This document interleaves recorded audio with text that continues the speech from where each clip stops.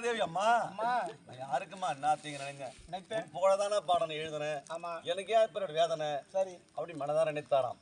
அப்பொழுது அம்மன் கண் முன்னே பிரசன்னமாகி பாப்பா ராமச்சந்திர கவிராயா என்னை அவமானப்படுத்தணும் தான் பாட்டு எழுதின தவிர என் புகழை சொல்வதற்கு உனக்கு என்ன நாவிலே இடம் வரலையாடா, அதற்கு தான் உனக்கு இந்த வேதனை கொடுத்தேன் சரி அப்படி என்று சொல்லி அம்மா நான் என்னம்மா செய்யணும், எப்பொழுதே என் புகழா பாட வேண்டும், என் புகழை நீ பாடினால் உன்னை விட்டு நீங்கி வேண்டும் என்று சொல்ல அப்பொழுது அர்ஜுனன் தபசு நாடகத்தை எழுதினார். அப்பொழுது ஆமாம் சரி இந்த 2 நாடகம் அவர் எழுதிக்கிறார்.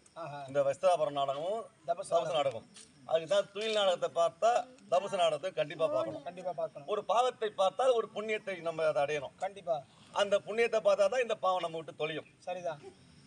அப்பொழுது அர்ஜுனன் தபசு நாடகத்தை எழுதினாராம். அவர் எழுத எழுத எழுத எழுத வச்சிரகண்ட புழுவானது நாக்கை விட்டு விலகியது.